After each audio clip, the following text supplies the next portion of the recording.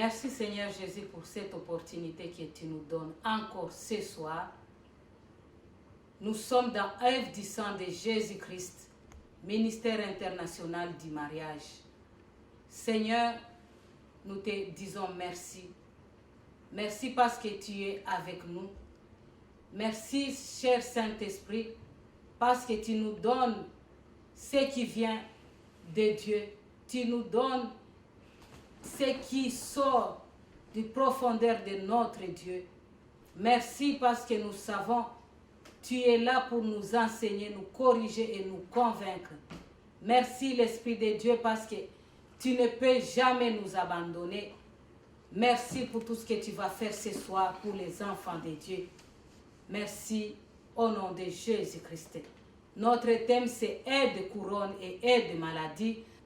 Merci Seigneur Jésus parce que tu as quoi à nous dire ce soir. Nous avons besoin de tes conseils. Nous avons besoin de ta parole parce que c'est ta parole qui nous donne du réconfort. C'est ta parole qui nous donne la force d'avancer. Merci pour tout ce que tu vas faire ce soir. Au nom de Jésus-Christ, on a ainsi prié. On va lire la parole de Dieu.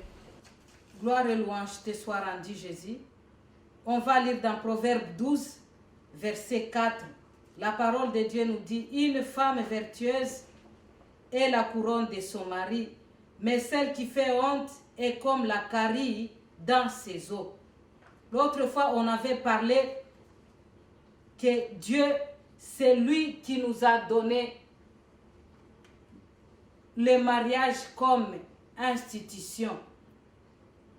Ici, on avait parlé de la femme couronne et de la femme maladie.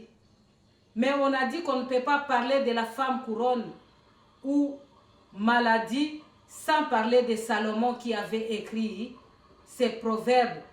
Il dit la femme vertueuse est une couronne pour son mari et celle qui fait honte, elle est comme la carie qui ronge ses os. Merci Seigneur parce que nous savons qu'une couronne, c'est sur la tête que la couronne est posée. Une couronne, c'est une femme visible. Tout le monde peut voir cette femme et peut voir la vertu en elle. On a dit que la carie, c'est invisible, ça ronge les os. C'est une femme maladie qui ronge les os de son mari, qui ronge les structures, qui ronge la fondation de son mari. Une femme carie, au lieu d'entretenir les os de son mari, c'est elle qui donne la maladie, qui donne la carie. Gloire et louange soient rendues à Dieu, parce qu'on a dit qu'on peut faire un choix entre vertu et honte, entre couronne et maladie. On avait dit que Salomon avait 700 princesses et il y avait 300 concubines qui fait 1000 femmes.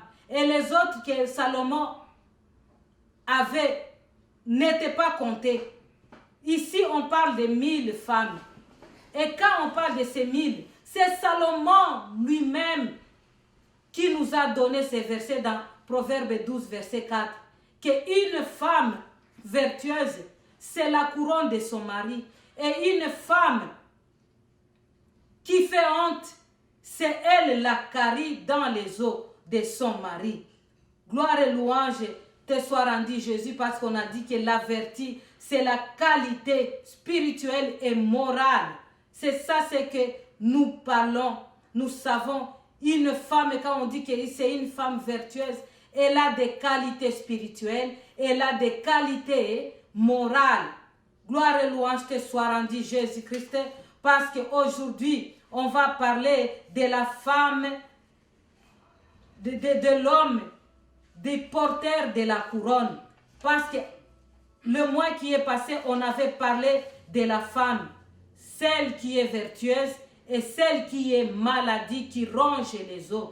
On a dit que celle qui est vertueuse, elle est visible et sa place est sur la tête de son mari. Mais celle qui est maladie, c'est une femme qui est invisible, qui ronge les dedans de son homme. Tu peux voir un homme marcher, un homme sourire, mais dans lui, il y a quelque chose qui est rongé et c'est la femme maladie qui fait cela. Merci parce que Dieu est bon.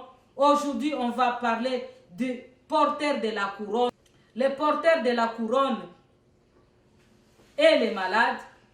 On a dit que celui qui porte une couronne, soit c'est un roi ou un vainqueur. Quand un roi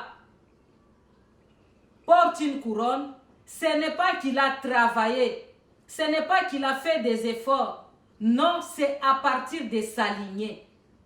Il est né dans la lignée du roi. C'est pour cela qu'il a réussi la royauté de la main de son père. On a dit que nos hommes, ce sont des rois. Pourquoi ils sont des rois? Parce que Dieu a dit, faisons l'homme à notre image, selon notre ressemblance. Notre Dieu, c'est le roi des rois. Et s'il est le roi des rois, et les rois, nos maris, sont aussi des rois, et c'est lui qui est le roi de nos maris. Parce que nos maris viennent de la lignée de Dieu. C'est de là où ils ont pris la royauté. C'est pour cela que Sarah pouvait appeler son mari mon Seigneur. On a dit que le roi, c'est celui qui règne sur ces sujets.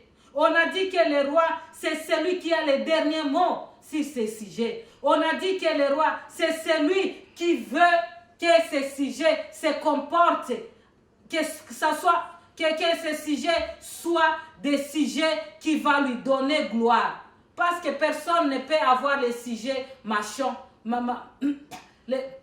les sujets qui n'ont pas la bonne santé, les sujets qui ne sont pas bien formés, les sujets qui ne se présentent pas bien physiquement, mentalement et socialement. Chaque roi veut que les gens puissent voir sa richesse par rapport à ces sujets. C'est pour cela que je dis gloire, louange à notre Seigneur Jésus-Christ.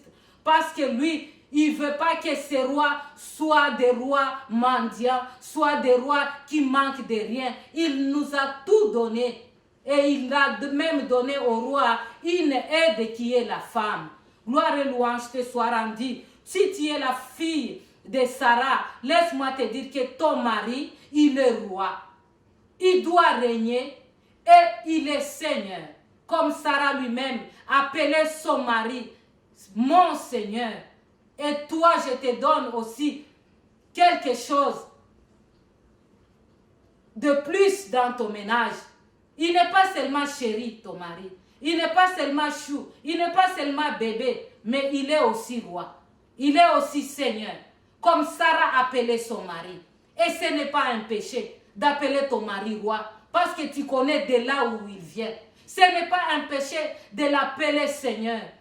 Parce que il est ton Seigneur. Dieu lui a donné ce pouvoir d'être ton Seigneur. Si on peut lire dans Genèse 3,16, la Bible nous dit dans Genèse 3,16,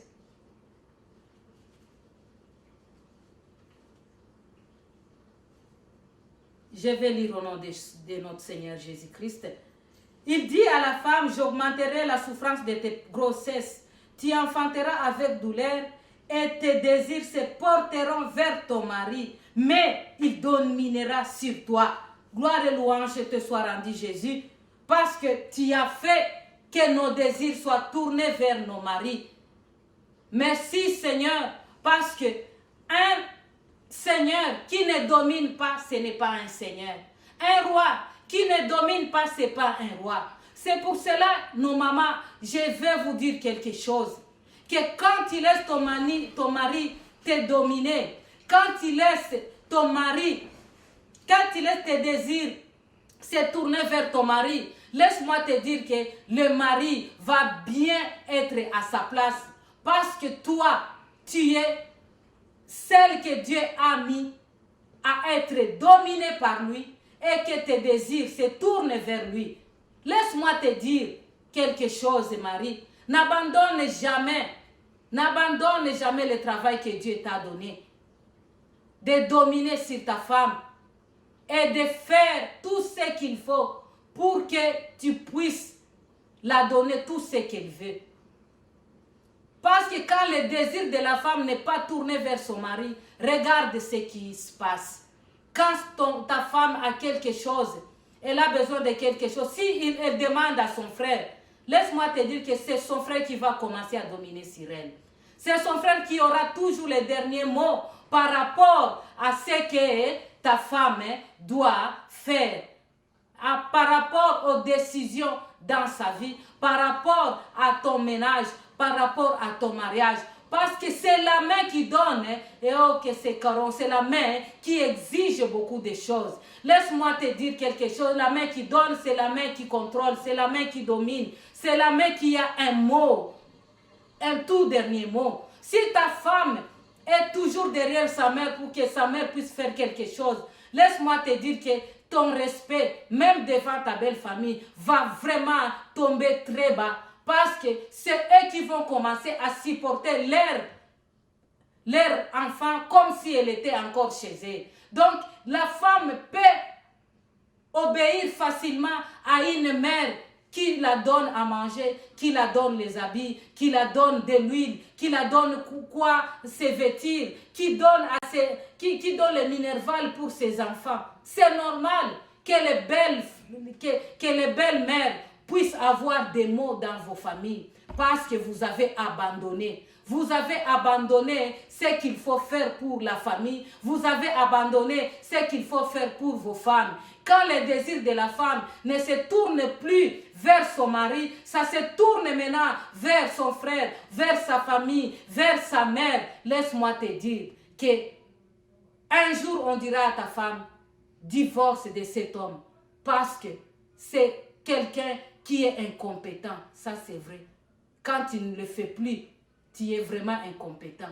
C'est pour cela, selon le moyen que Dieu t'a donné, selon tes directives, selon tout ce que tu peux posséder, rends ta femme heureuse.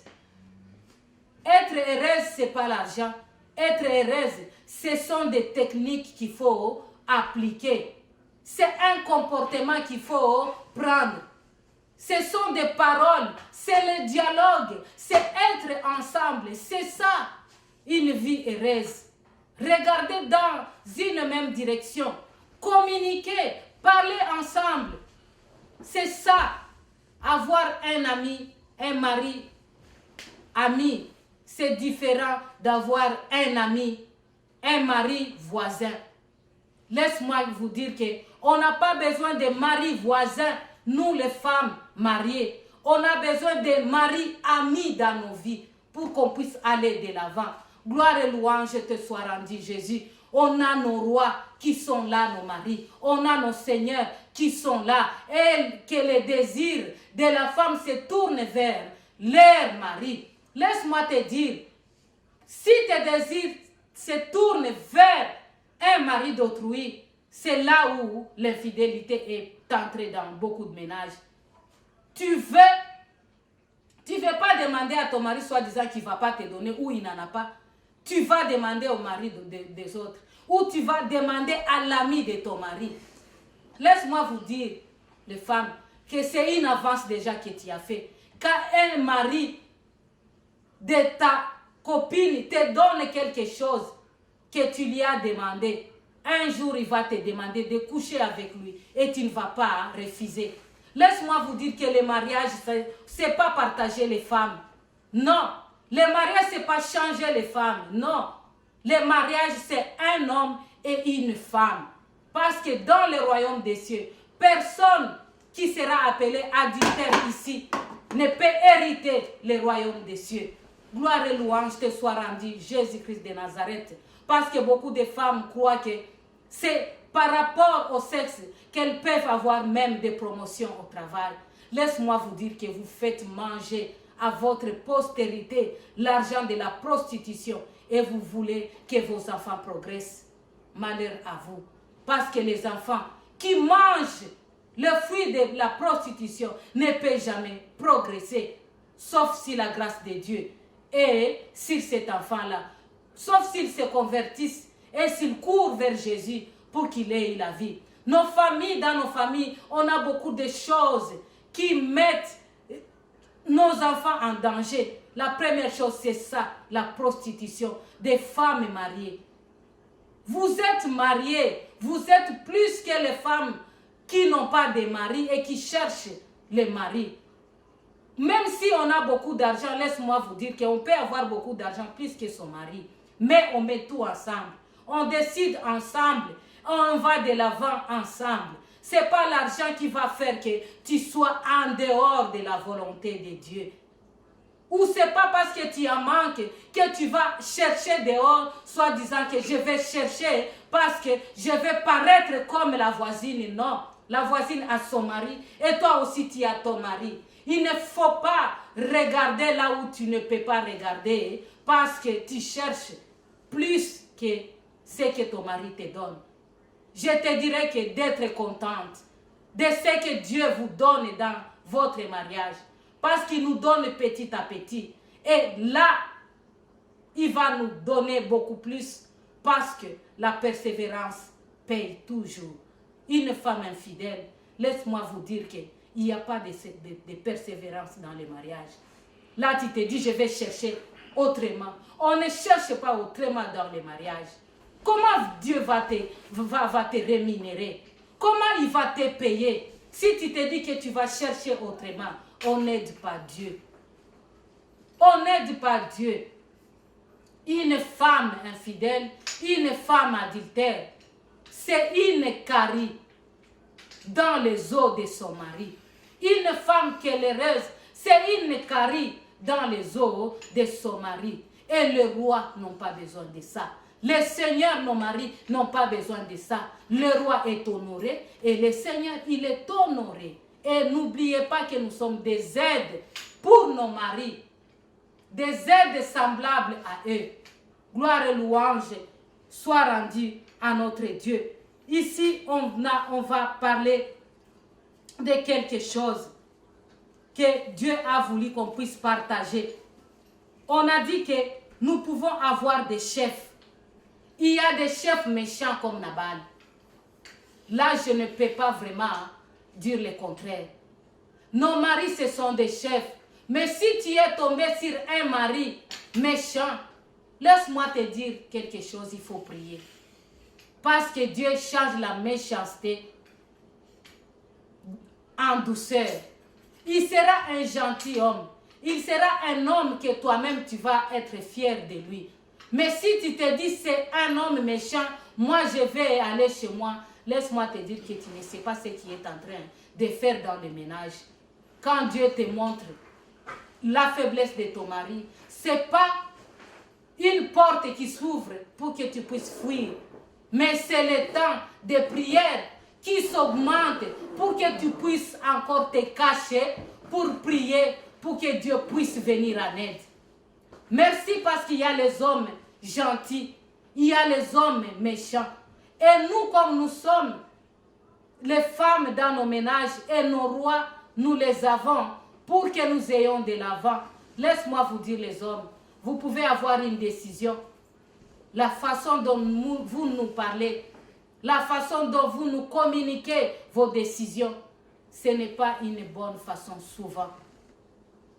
Tu peux dire à ta femme, je ne veux pas que tu ailles travailler parce que je vois que tu n'es pas bien payé. C'est mieux de voir l'avenir de nos enfants et de voir comment tu peux éduquer nos enfants à la place. Tu parles avec ta femme.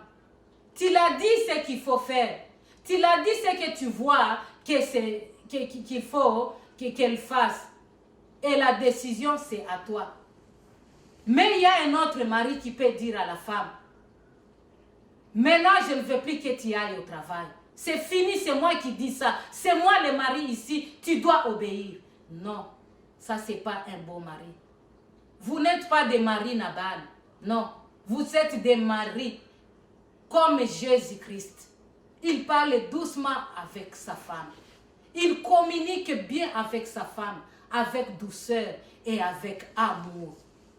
La femme pour l'éduquer, la femme pour parler avec, la femme pour la montrer ce qu'il faut faire. Ce n'est pas avec une verge, ce n'est pas avec les bâtons. Non, c'est avec des bonnes paroles. C'est avec un ton d'un mari qui écoute. C'est avec un ton d'un mari responsable. Gloire et louange te soient rendues, Seigneur Jésus-Christ. J'aimerais qu'on partage quelque chose ici dans Genèse 2, verset 6. On commence par Genèse 2, verset 9, et puis on va lire Genèse 3, verset 6. Pour que les maris vous sachiez comment vous comporter devant nous les femmes, nous vos femmes. On a besoin que vous puissiez nous prendre comme les cadeaux venant de Dieu. Parce que nous sommes votre bonheur. Genèse 2, verset 9, on va lire. La Bible nous dit: L'Éternel Dieu fit pousser du sol des arbres de toutes espèces, agréables à voir et bons à manger, et l'arbre de la vie au milieu du jardin, et l'arbre de la connaissance du bien et du mal. Dans Genèse 3, 6, on dit: La femme vit que l'arbre était bon à manger et agréable à la vue, et qu'il était précieux pour ouvrir l'intelligence. Elle prit de son fruit et en mangeant, elle en donna aussi à son mari qui était auprès d'elle, et il en mangea. Gloire et louange te soient rendues, Jésus-Christ. Parce que ici on va parler, on va ouvrir un peu les yeux de nos maris. Parce que dans Genèse 2, 9, Dieu, quand il était devant l'arbre, il a vu que l'arbre était bon à voir et agréable à la vue et était bon à manger. Mais quand Ève était devant l'arbre, elle a vu que l'arbre était avant tout bon à manger, et c'est après que c'était agréable à la vue. Laisse-moi te montrer quelque chose que Dieu a voulu qu'on partage encore ici. Vous êtes nos chefs, vous êtes les rois, vous êtes les seigneurs. Quand Dieu a vu l'arbre, quand il était devant l'arbre, il a vu que l'arbre était agréable à la vue, c'était la première chose, et bon à manger. Mais quand la femme était devant l'arbre, elle a vu la première chose, que l'arbre était bon à manger et agréable à la vie. Gloire et louange te soient rendues, Jésus. Pour vous dire ceci, les hommes, que nous les femmes, depuis le jardin d'Éden, on n'a pas la leçon de la priorité. On ne sait pas ce qu'il faut faire avant et après. Là, je vous parle dans le mariage, le milieu de nos mariages. Je ne vous parle pas toutes les femmes en général. On n'a pas la notion de la priorité. C'est pour cela qu'une femme peut te dire, je vais t'acheter la viande, aujourd'hui on va faire la viande et le riz. Et quand elle va revenir du marché, elle va faire le poisson et de la pomme de terre. Parce que quand elle est partie, elle avait l'idée d'acheter la viande. Mais quand elle est allée, elle a vu qu'il y avait un bon poisson frais. Elle a dit non, j'achète quand même le poisson. On n'a pas cette notion de priorité, nous les femmes. C'est pour cela qu'on peut avoir 1000 $ dans la maison et il y a une chaise qu'il faut acheter. Mais la femme, quand elle va sortir, elle trouve un frigo, elle va dire à son mari, qu'on puisse d'abord acheter le frigo, mon mari. Les chaises, on va acheter après. Alors qu'ils ont parlé ensemble et on a dit que c'est la chaise qu'on va acheter. C'est pour cela qu'une femme peut sortir de sa maison et dit que je vais m'acheter des babouches. Mais quand elle revient, elle ne va pas avoir les babouches, mais elle va avoir des bracelets. Elle a vu que les bracelets étaient brillants peut-être. Elle a changé de décision là où elle était. On n'a pas les notions de la priorité. C'est à partir de Ève. Mais ensemble, on peut avoir cette notion-là, les hommes. Il faut nous écouter. Ce n'est pas quelque chose que tu peux chaque fois parler et te chamailler avec ta femme. Oh, toi c'est comme ça, quand on entre dans les magasins, on va acheter des marmites, toi tu achètes des rideaux. On ne se chamaille pas à cause de ça, mais on apprend. Parle doucement, parle gentiment avec ta femme et au fur et à mesure, elle va entrer dans les rythmes. Gloire et louange te soit rendue. Vous êtes des chefs et vous êtes des rois. C'est pour cela que Dieu vous a mis là-bas pour que vous soyez à nos côtés, pour que vous puissiez nous communiquer ce qui est bon en vous. Gloire et louange soit rendue à Dieu, parce que Dieu a voulu que nous ne soyons pas seulement des femmes vivant seules et travaillant seules. Il a voulu qu'on soit à Dieu. Vaut mieux deux qu'un. Merci Seigneur, parce que tu es notre Dieu. Tu es celui qui nous a aimés. Tu es celui qui nous a donné tout ce qu'on avait besoin. Merci parce que tu es celui qui nous a aimés auparavant. On va parler du roi. On a parlé du roi. Maintenant, on va parler du vainqueur. On a dit qu'une couronne est portée par le roi ou par un vainqueur. Si c'est par les rois, c'est par la lignée, c'est par le sang. Dieu, il est le roi des rois et nos maris sont des rois. Dieu, il est vainqueur et nous sommes vainqueurs avec Dieu. Mais il faut dire que le roi, il porte une couronne selon la lignée. Mais les vainqueurs portent une couronne parce qu'il a trop travaillé, parce qu'il a trop bougé, parce qu'il a trop réfléchi, parce qu'il s'est donné, parce qu'il a dit qu'il faut qu'il soit parmi les gens qui vont arriver à la ligne les premiers.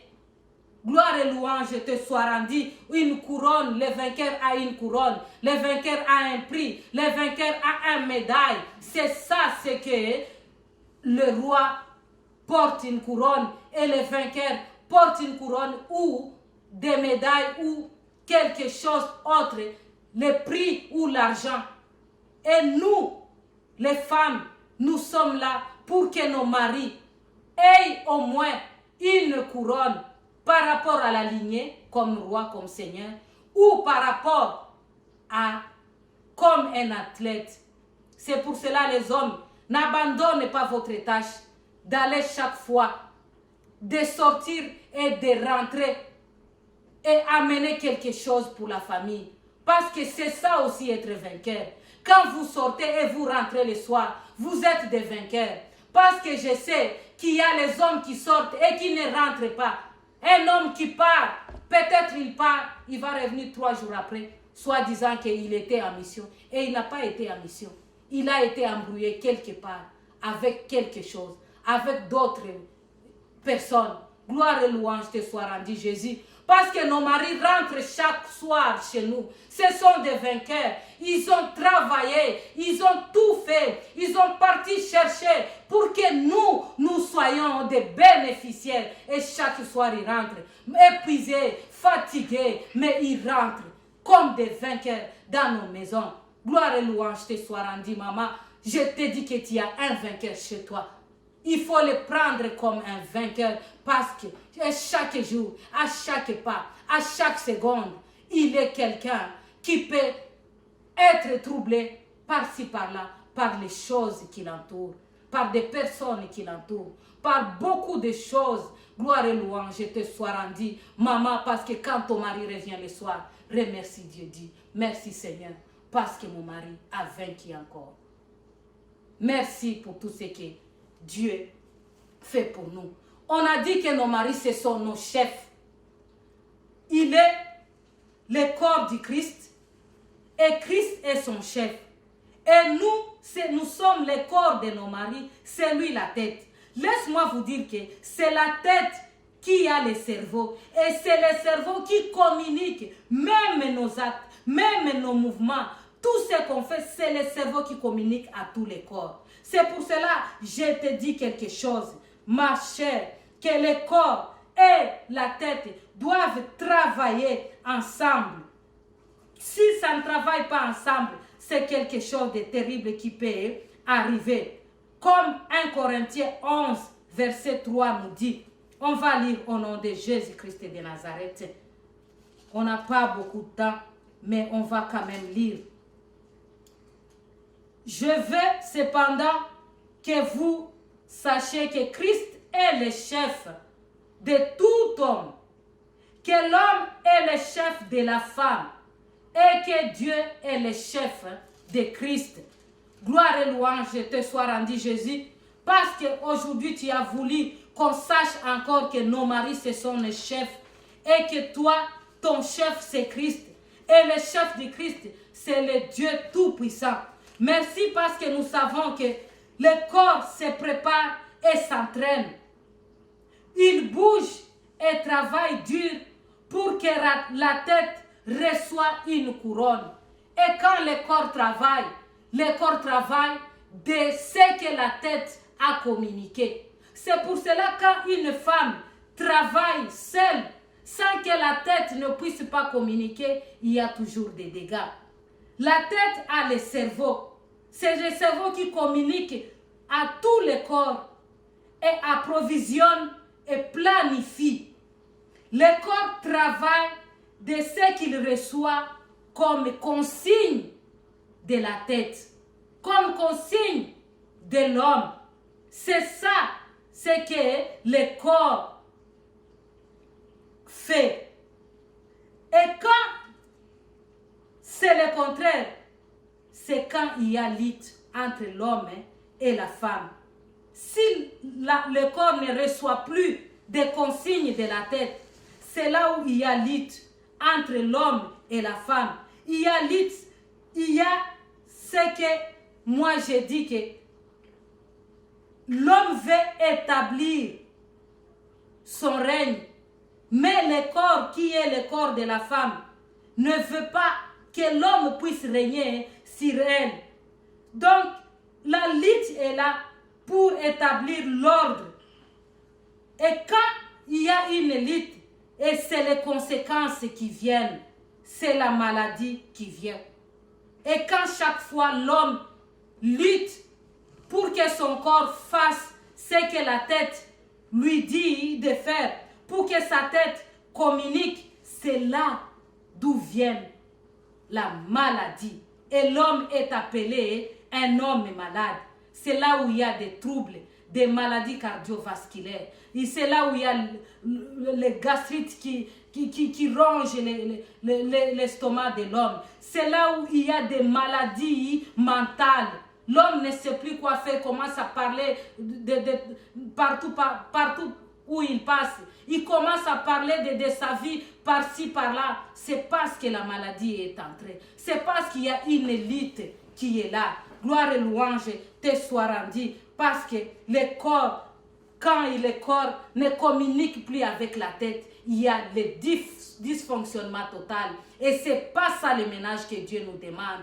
Dieu nous demande d'être en unité, de communiquer et d'être un seul corps, l'homme et la femme. Et c'est ça notre réussite. Mais ce que je vais vous dire, être un seul corps, il faut des processus. Ça, on va parler dans un autre enseignement. Comment être un seul corps avec son mari, un seul corps avec sa femme. Gloire et louange te soit rendu, Jésus-Christ de Nazareth, parce que Dieu est au contrôle. On sait qu'il est toujours notre Dieu et il est celui qui nous communique cette grâce. Il est celui qui nous aime. Il est celui qui nous donne cette opportunité. À cause de ce que le corps communique, la carie, le cerveau est atteint, les structures fragilisées, la maladie ronge Et quand il y a la maladie, il y a aussi les dépenses qui s'en suivent. Parce que chaque jour, il faut aller à l'hôpital. Chaque jour, il faut sortir de l'argent pour qu'on puisse acheter des comprimés. Il faut payer les médecins. Parce que la maladie a pris sa place. Gloire et louange te soient rendues. Femme, là où tu es, tu ne vas plus communiquer la maladie à ton homme pour que l'argent que vous allez gagner puisse être vraiment un lot pour les enfants, pour payer les études des enfants, pour aller faire des shopping ensemble, pour voyager ensemble, pour s'offrir quelque chose au restaurant, pour parler et aller planifier ensemble, peut-être quelque part, vous deux. Gloire et louange te soient rendues, Jésus-Christ de Nazareth, pour tout ce que tu fais ce soir. Merci Seigneur, parce que tu es celui qui nous donne cette opportunité. Pour porter la couronne, qu'est-ce qu'il faut pour porter la couronne? C'est une question que je donne. C'est une question que je donne au couple, au mari et à la femme. C'est une question. Comment on peut faire pour porter une couronne? Pour porter une couronne, laisse-moi vous dire quelque chose. Il faut le mériter. C'est la première chose. Il faut se comporter en chef. C'est la deuxième chose. Se comporter en chef, il y a les privilèges et il y a des responsabilités. Troisième point, il faut être vainqueur. Gloire et louange te soient rendues, Seigneur Jésus, parce que je sais que le mois de juin, on va parler de ces trois choses. Merci Saint-Esprit, parce que tu nous as communiqué ce qui est nécessaire pour que nos foyers survivent, pour que l'amour puisse régner, pour que l'amour puisse être dans nos couples comme un cadeau venant de toi. Merci Seigneur, parce que tout ce qu'on a parlé, on l'a reçu de toi. Accepte que le couple soit restauré. Je restaure le couple au nom puissant de Jésus-Christ. Je donne tout ce qui est nécessaire à chaque couple en difficulté au nom puissant de Jésus-Christ. Que Dieu puisse vous donner les désirs de vos cœurs au nom de Jésus-Christ de Nazareth. Merci Seigneur, parce que tu es, ô Éternel, le rémunérateur de ceux qui te cherchent. Je sais qu'il y a des couples qui vont te chercher par rapport à cet enseignement. Merci Seigneur, parce que je sais que tu as ouvert les yeux, ô Éternel, d'un papa et d'une maman quelque part, pour qu'elle puisse réellement changer sa mode de vie selon, ô Éternel, l'institution que tu nous as donnée par rapport au mariage. Gloire et louange te soient rendues. On se revoit encore le 30 juin de ce mois dans Ève du sang de Jésus-Christ. Que Jésus-Christ vous soit favorable. Merci Seigneur, parce que tu as voulu que cet enseignement se passe pour que ton peuple puisse savoir que tu es en train de les prendre en charge. Merci Seigneur, parce que tu as dit à ton serviteur Élie que tu as les hommes que tu réserves pour ton travail. Merci, parce que je sais, je suis parmi, ô Éternel, les gens que tu as réservés pour travailler dans le ministère du mariage, dans Ève du sang de Jésus. Gloire et louange te soient rendues pour la restauration des couples et pour les mariages restaurés et pour l'amour que tu vas encore mettre dans les couples. Au nom de Jésus-Christ, que Dieu vous bénisse. Merci, parce que Dieu est à notre côté et Dieu est pour nous. Merci, parce qu'on travaille avec Dieu et nous sommes ouvriers avec lui. Que Dieu vous bénisse et que Dieu vous restaure et qu'il vous donne tout ce que vos cœurs désirent au nom de Jésus. Amen.